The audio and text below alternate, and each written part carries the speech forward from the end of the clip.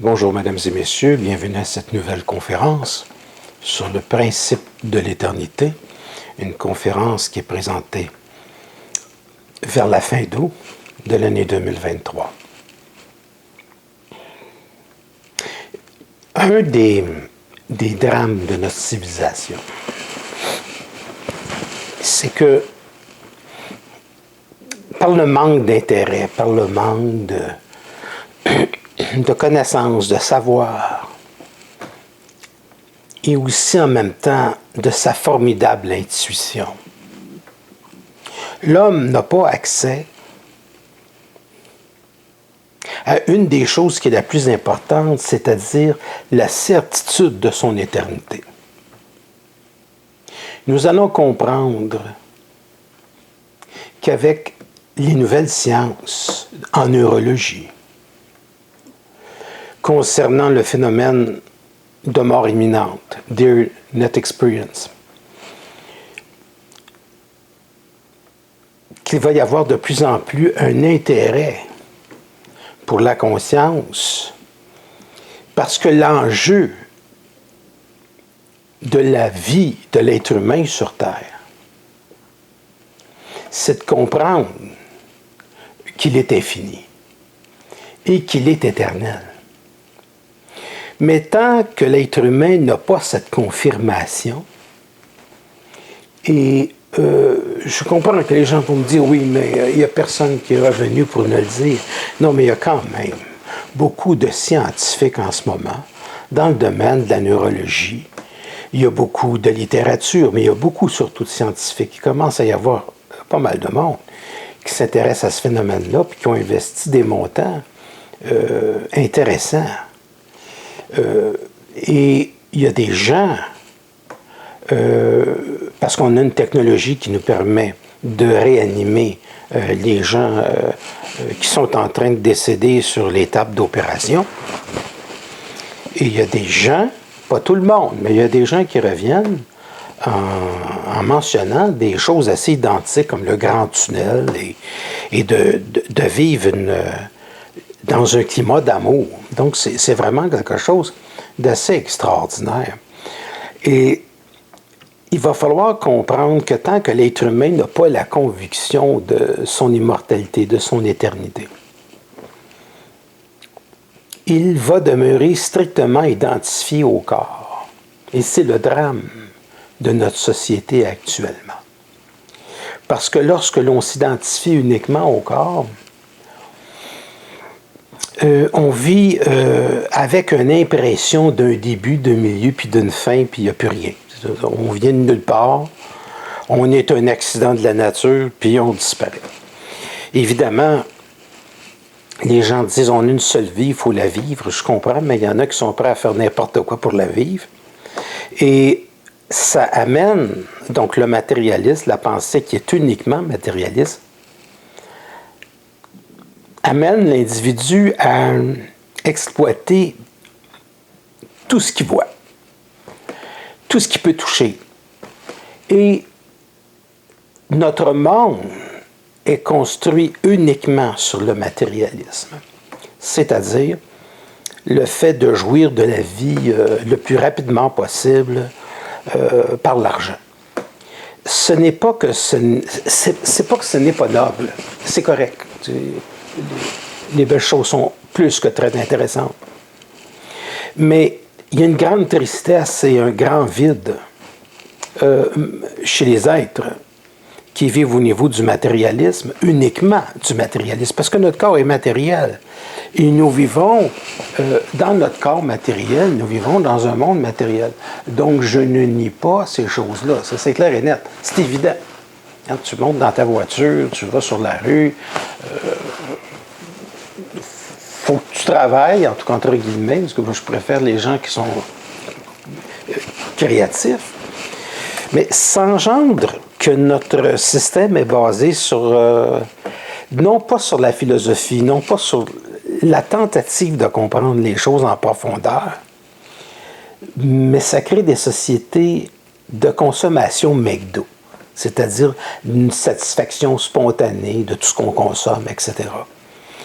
Et tant qu'on n'a pas la certitude de notre éternité, quand on ne sait pas qu'il y a en nous l'éternité, et qu'on n'a même pas l'intuition de cette éternité, et même pas l'intérêt de vouloir faire des recherches, c'est-à-dire d'aller voir des témoignages de gens qui ont vécu des choses absolument fascinantes. Fait que ça serait comme un début de s'intéresser à ces témoignages-là, pour s'apercevoir, moi, avec ma sensibilité, quand j'écoute ces gens-là, je vois bien que c'est pas des capotés. C'est des gens intéressants qui ont des choses à dire, et je sais que ces gens-là disent la vérité. Parce que je sais quand quelqu'un me raconte n'importe quoi. Je veux dire, c'est inné. Alors, le matérialisme à outrance, mes amis, crée une société basée sur l'avoir. Mais malheureusement,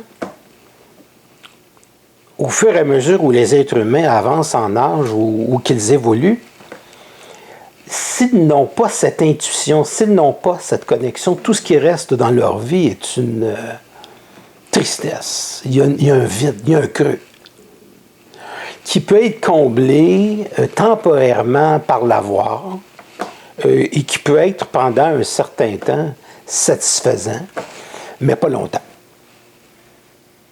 Peu importe ce que vous allez avoir dans votre vie, le vide apparaît tout le temps. Parce que tant que tu n'as pas la certitude de ta plénitude, tant que tu n'as pas la certitude de la globalité de l'univers, tant que tu ne vis pas cette chose, puis qui ne peut pas être pensée, qui ne peut pas être réfléchie, c'est quelque chose qui peut être ressenti.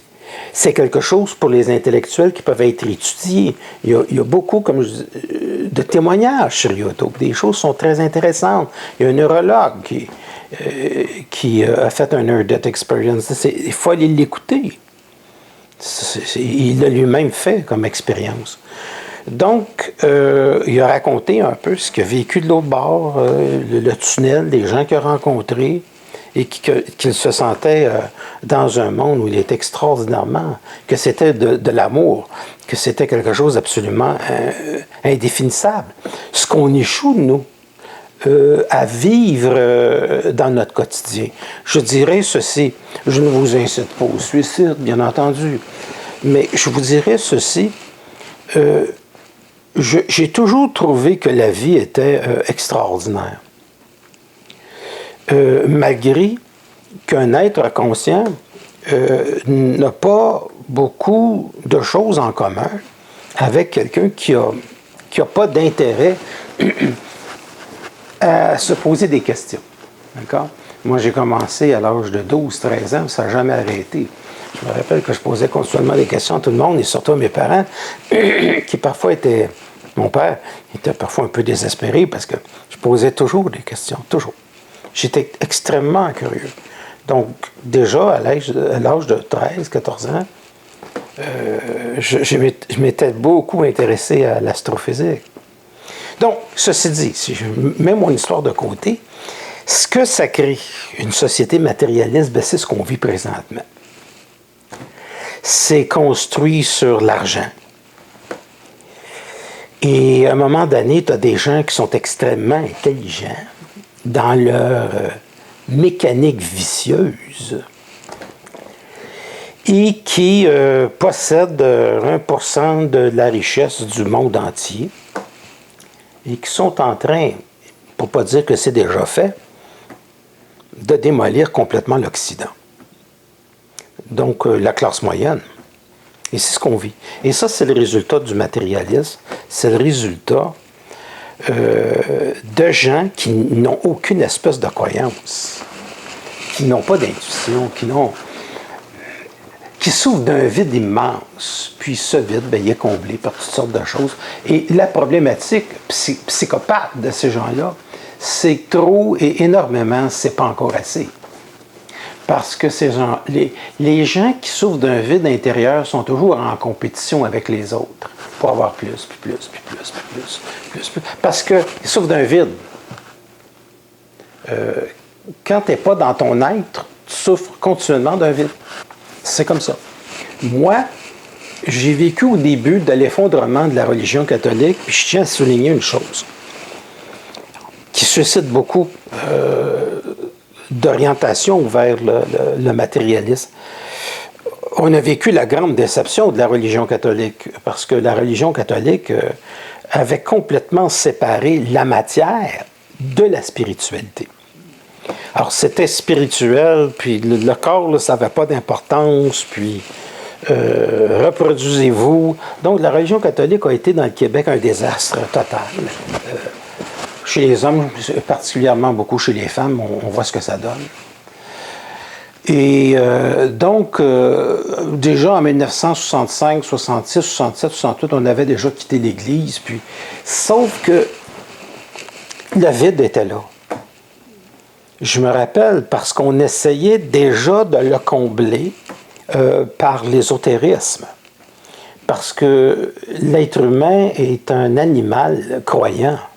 L'être humain est un, entre guillemets, c'est un animal qui veut raffiner, doté de quelque chose qui est infini, son être.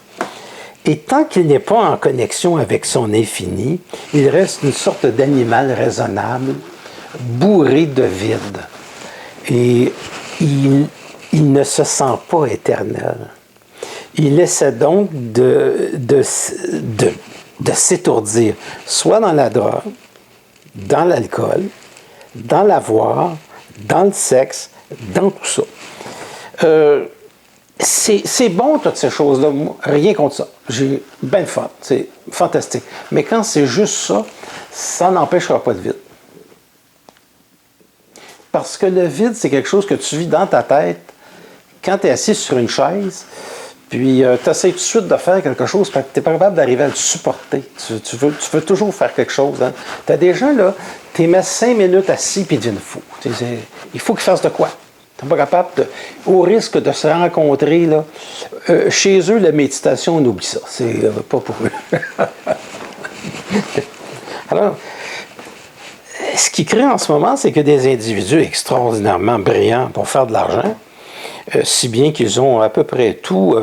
On est avec des fortunes ici qui valent des centaines et des centaines et des centaines et des centaines de milliards de dollars et qui sont en train d'appauvrir et qui ont appauvri l'Occident au complet. Est-ce qu'ils vont devenir pauvres? Pas du tout. La richesse, c'est quelque chose qui se déplace d'un bord puis qui s'en va de l'autre. Mais quand on vit dans une société matérialiste comme la nôtre, puis totalement inconscient, dénudé d'intérêt pour quoi que ce soit, c'est-à-dire qu'en dehors des enfants, la maison, le mari, ou la femme, ou la voiture, est-ce que ça va bien à la job, au travail?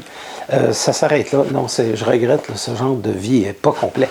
C'est une partie qui est importante, mais c'est pas complet. Si tu n'as pas le temps dans la vie de te poser des questions, si tu n'as pas le temps dans la vie de ressentir ta conscience, si tu n'as pas le temps de lire, si tu n'as pas le temps de te documenter, si tu n'as pas le temps de ressentir, si tu n'as pas assez de temps pour t'oublier, tu as des problèmes, des gros problèmes. Parce que quand tu oublies l'inessentiel, c'est-à-dire ta pensée qui n'arrête pas, qui est toujours en train de s'agiter, quand tu réussis à t'oublier, tu es automatiquement rempli par une sorte de certitude, mais tu ne peux pas l'expliquer. D'où vient-elle? Qu'est-ce que c'est? Il y a une sorte de sérénité qui s'installe. Et ensuite, c'est une sérénité absolue qui s'installe. C'est une paix. Et il y a une connexion, et parfois on peut arriver à vivre des choses qui sont vraiment étonnantes, à entendre aussi quelquefois des choses surprenantes, et comprendre que l'on est uni. On ne peut comprendre son immortalité que dans la mesure où on peut vivre une conversation avec la nature, une fusion avec la nature. En fait, c'est de ne plus se sentir séparé de rien. Pour ça, ça prend une sorte de silence intérieur. Quelqu'un qui a beaucoup de temps. Ça prend beaucoup de temps, ça. Quelqu'un qui est capable d'être seul, d'arriver à cette chose-là. Mais on s'est donné une société où la majorité des gens ne veulent pas avoir le temps de se rencontrer parce qu'ils vivent une angoisse qui est épouvantable. Et lorsqu'ils veulent se rencontrer puis qu'ils appellent ça se détendre, ce qu'ils font, c'est qu'ils prennent une bière, 2 bières, 3 bières, puis ils relaxent. Mais c'est parce que l'alcool empêche, ou toute forme de drogue empêche cette connexion. Et il y aura une science des drogues dans le futur, probablement dans la médecine, dans la psychiatrie. C'est pas pour tout de suite. Il va y avoir des recherches intéressantes sur la psilocybine, qu'on appelle les champignons magiques, qui pourra peut-être faire quelque chose d'intéressant, ouvrir. Mais pour l'instant, c'est pas là. Mais il y a des individus qui ont fait certaines expériences. Donc, j'encourage pas à le faire parce que je parle de...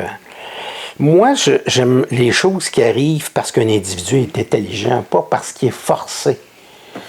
C'est quelqu'un qui est con, qui prend de l'ayahuasca, il peut devenir intelligent pour un certain temps ou fou, ou être un des deux. Mais est-ce que ça va être longtemps? S'il n'a pas cette expérience d'éternité à partir des petites choses qu'il collectionne. Le mental est une chose qui a besoin d'être assurée. Donc, même si tu prends une expérience avec du LSD ou ce que tu veux, c'est pas mental. Tu flyes, là, puis tu t'en vas à peu près n'importe où. Mais, je veux dire, quand tu reviens, tu peux revenir aussi niaiseux que tu étais avant. Donc, c'est ça que je veux dire par... Il y a une grande différence entre d'acquérir sa sérénité, sa sagesse, son intelligence et triper à s'engourdir. Moi, je connais des gens qui... Je connais beaucoup de monde depuis que j'utilise un petit logiciel qui me permet de parler à du monde au niveau international. Ça s'appelle Bigo, B-I-G-O. Puis je rencontre toutes sortes de monde, mais il y a 80% de ces gens-là qui sont sur la drogue. Donc, qui fument, et toutes sortes de trucs. Puis à un moment donné, la drogue, qu'est-ce que ça fait? Ça fait ça joue avec le mental. C'est comme un écureuil qui court à l'intérieur d'une cage. Fait que c'est pas ça de l'intelligence. L'intelligence, pour moi, c'est une expérience qui permet à un individu d'amener l'énergie dans le monde de la matière pour rendre le monde facile. Donc, notre vie facile. Ta vie qu'elle devienne facile. C'est ça qui est intéressant. Quand ta vie est facile, quand tu peux opérer l'énergie, quand tu as une petite voix ou quelque chose à l'intérieur qui dit « relax », et puis à un moment donné, tu ne sais pas pourquoi, mais tu avais raison de relaxer parce qu'il n'y avait rien là. Alors, ça, quand tu l'as fait une centaine de fois, tu commences à t'apercevoir que tu n'es pas tout seul. C'est-à-dire qu'il y a des forces invisibles, mais ils sont là. C'est comme l'électricité dans un fil et ils peuvent t'accompagner dans ton expérience, dans ta recherche. Donc, on est unis dans le monde de la mort, on est unis dans le monde de tout ce qui est vivant dans l'univers, on est unis à un arbre sur le coin d'une rue, on n'est pas séparés de rien, on est unis à tout le monde. Si tu te sens mal, les gens vont te ressentir. Si tu te sens bien, les gens vont te ressentir. On est continuellement un émetteur-récepteur et un transformateur de la réalité. Ça, tant qu'on n'a pas compris ça, là, transformer la réalité veut dire amener l'expérience de la vie au niveau le plus simple, c'est-à-dire où il y a moins de troubles possibles, où c'est le plus en contrôle. Mais tant qu'il n'y a pas de certitude, tu ne peux pas sécuriser un mental. Un mental, c'est un écureuil dans une cage, tu ne peux pas sécuriser ça. Mais le silence, oui. Le silence peut t'amener une expérience métaphysique. Dans la nature, chez moi, ça c'est ma technique, la nature. Ça ne veut pas dire que c'est bon pour vous. Si ça fly trop, il va falloir trouver des techniques de méditation peut-être extrêmement poussées. Mais une belle journée d'été comme celle-ci, par exemple, où j'ai le plaisir de vous parler. J'aurais pu prendre une journée de pluie, mais je prends une journée ensoleillée. Sacrilège. On en a eu tellement peu. Et, mais c'est agréable. Parce que moi, je fais des expériences de communication quand je dis « OK, là, c'est le temps ». Et c'est comme ça que je fais toute ma voyance. Moi, je regarde les gens, bang, je lui dis ce que je ressens. Ça va plus vite que ma volonté. C'est des flashs, des flashs, des flashs, des flashs. Mais pour l'instant, les gens vivent évidemment une très grande insécurité, puis elle est normale. Je ne me suis jamais attendu à ce que le monde, a priori, puisse me donner ma sérénité. C'est un travail que l'on effectue en soi-même pour pouvoir l'acquérir, pour pouvoir l'atteindre, et je ne crois pas que le monde est quelque chose qui peut nous l'apporter. Aujourd'hui, plus que jamais, Je crois que c'est vrai. À bientôt presque 70 ans, je ne croyais pas vivre une telle violence de la part des banques, de ruine de la collectivité occidentale. Et pour dire qu'on est probablement juste au début, cette agression contre l'humanité, elle est écœurante. Mais, est-ce qu'elle était évitable dans un monde matérialiste? Vous savez, à partir de 1980, j'ai vu le monde se détériorer à la vitesse grand V. Et j'étais avec des gens qui avaient étudié la philosophie depuis au moins une quarantaine d'années. Et je me souviens très bien d'une phrase. Une colonie de dormeurs, ça ne pouvait pas donner autrement le résultat que ça donne aujourd'hui, parce que quand on dort, on ne s'occupe pas de nos affaires. Non seulement on n'a pas d'être, non seulement il n'est pas comblé, mais on n'amène pas l'expérience de la vie sous notre contrôle. Donc, quand tu ne contrôles pas ta vie, ben, c'est ton gouvernement qui la dirige. C'est les autres qui la dirigent, ta vie. Fait que c'est pas qu'il manque d'argent dans le monde. Il en manque dans ton portefeuille parce qu'on te l'a enlevé. Mais je peux te jurer que c'est pas ce qui se passe dans d'autres pays.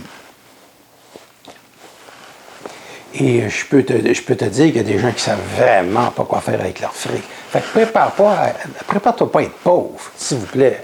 S'il vous plaît. Mets-toi pas ça dans la tête. Parce que là, tu vas entendre ça à la radio, à la télévision. Là, on a des faillites, on a probablement même des problèmes de banque. Ça, c'est presque sûr. Assuré. Pour les gens qui sont au courant, ils vont dire, ben, ce gars-là, il m'enseigne rien. Mais pour la majorité des gens qui pensent que les choses vont aller mieux, j'ai pas nécessairement des bonnes nouvelles. Donc, nous allons devoir surmonter un défi absolument fantastique et devenir très intelligent, rusé, et de se soustraire du néant. Et malheureusement, les gens ont tendance à fonctionner à coups de pied dans le derrière pour pouvoir avancer. Il y a des gens qui s'enfargent. Celui qui s'enfarge sans tomber fait un plus grand pas en avant. Là, on ne s'enfarge pas. Les gens tombent la face sur le ciment. Nous, les gens, en tout cas, j'ai rencontré des voyants, j'ai rencontré toutes sortes de monde, on savait tout ça. On le ressentait. Il y en a même qui vont se connecter avec des cartes, de toutes sortes de trucs, puis on le voit. On voit les avertissements à travers des choses, des principes, ça peut être du pendule, n'importe quoi. C'est un contact avec l'inconscient, sauf que l'inconscient est en contact avec la grande totalité. Mais rarement la raison, parce que la raison est malheureusement trop émotive. C'est rien que ça son problème. Il y a trop d'émotions dans le jugement. Puis quand on est émotionnel, on perd les repères, on est angoissé, etc. Moi, je dirais, orientez-vous vers des valeurs pour le côté matérialiste. C'est bon d'acheter des choses. Je ne voulais pas angoisser les gens, mais vous savez, quand toute cette histoire a commencé il y a quelques années, j'avais laissé de petits documents sur Facebook, des documents très discrets concernant ce que vous savez. Et je l'avais écrit, j'ai même écrit que nous étions pour entrer en guerre en avril 2021 et quelques mois après, ça a été l'Ukraine. Ceci n'est pas toujours le résultat de la voyance, mais aussi le résultat d'une fantastique analyse de la réalité. Non seulement je suis intuitif, mais je suis intelligent. Donc, je me sers des deux. Ça se comprend-tu? Je me sers des deux. Bon. Toutefois, ça peut vous consoler, même quelqu'un qui est très, très riche, c'est encore le vide pour lui. C'est ça le problème. Il y a des gens... Là, c'est le résultat du vice des gens qui n'en ont jamais assez. qu'ils vont s'apercevoir. Bon, je vais vous dire quelque chose, là. Je ne voulais pas l'oublier, ça. Ça va vous donner un indice intéressant. Vous pourrez méditer là-dessus. Est-ce qu'il y en a qui ont vu le film Le Parrain? Il y en a qui m'ont vu avec le chapeau, m'ont dit, t'es sûr, t'es pas dans Mafia? Non, je suis pas dans Mafia.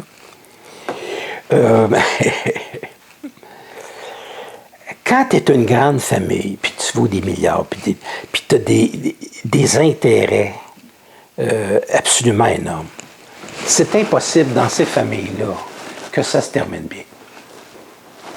Impossible. Donc, la plutocratie européenne, américaine, va se déchirer le morceau complètement, mes amis. Complètement. Ils vont se tirer dessus, simplement. Et ce ne sera absolument rien de nouveau pour cette civilisation. Peut-être loin de l'immortalité ici, mais il faut comprendre qu'on vit dans un monde de matière, puis je tiens à vous donner des indices. Les familles vont s'effondrer. Ces grandes familles qui dirigent le monde. Elles ont déjà commencé. On a coupé le SWIFT à la Russie. Et maintenant, on est en face des BRICS, qui sont une autre organisation qui n'a plus rien à voir avec ça et qui dit « Prends ton SWIFT, mets-toi là où on pense. » Et il y a beaucoup de divisions. On ne place plus de nouvelles à l'intérieur de Facebook. Il y a une guerre entre les médias. Et l'Internet ne veut plus rien savoir des médias conventionnels. Ce qui nous permet que quand on va sur l'Internet, on ne voit pas tellement ce qu'on avait à la télévision que j'ai foutu à la corbeille il y a une trentaine d'années. Ce qui me permet de me reposer et de vivre pleinement ma sérénité. Ceci dit, donc là, je vous ai donné une carte importante. Si les grandes familles vont se déchirer, ça va être les plus intelligents de la classe moyenne, où il peut y avoir une résurrection de l'intelligence humaine pour pouvoir créer un échange, un principe d'échange, une manière de fonctionner qui va être extrêmement différente. On n'aura pas le choix. Mais ça va être une civilisation qui va être obligée de se dépasser. Et ça serait formidablement intéressant si cette civilisation pouvait être spirituelle, pouvait être conscient des principes de l'invisible, parce que ça veut dire qu'elle tiendrait compte d'une métaphysique à l'intérieur de son mouvement, et on pourrait créer une civilisation très intelligente. Donc, si la finance est perdue, ça ne veut pas dire que l'être humain l'est. Mais il y a des gens qui vont trouver ça dur. Parce que moi, personnellement, toute ma vie, j'ai senti l'inconscience du monde et ce n'est pas quelque chose de très plaisant. C'est-à-dire qu'on ne peut pas communiquer facilement. Comprenez, les gens qui sont voyants, les gens qui ont une sensibilité particulière me comprennent très bien parce que j'ai des conversations extraordinaires avec eux. Donc, on assiste à la fin d'une civilisation puis au début d'une autre. Ce n'est pas le mondialisme. Je l'ai toujours dit, c'est autre chose. Ça va être, on va être obligé de s'organiser différemment. Le Québec, et ça, malheureusement, je dois vous le dire, manque énormément d'expérience parce que le Québec n'a jamais été confronté à une telle violence. On n'a pas eu de guerre, on n'a pas eu de bombardement sur la tête, on n'a pas connu 3-4 guerres en Europe, la Révolution en France, les Allemands, tout ce que vous voulez. On n'a pas connu ça, ça a toujours été tranquille. Notre Révolution est même tranquille, hein? Mais tellement tranquille qu'on dort au gaz, par exemple. Donc, on n'a pas une psychologie. Nous, ce que le Québécois veut, en fait, il va vous dire très simplement, nous autres, ce qu'on veut, c'est de vieillir tranquille, d'avoir la maudite paix. OK. Sauf que moi, j'ai rien contre ça, c'est parfait, je suis là pour ça. Je suis là pour ça. Mais je vous dis simplement, gardez une ouverture. Gardez une ouverture sur les principes que j'ai enseignés depuis très longtemps, les conférences que j'ai faites de 1986 à 96, puis ceux que j'ai fait par la suite, parce qu'elles sont des clés pour une civilisation future. Elles sont des clés pour savoir comment fonctionner dans la société actuellement. Tout avait déjà été dit. Alors, mes chers amis, si vous avez aimé cette conférence, prenez conscience qu'il y a quelque chose en vous d'immortel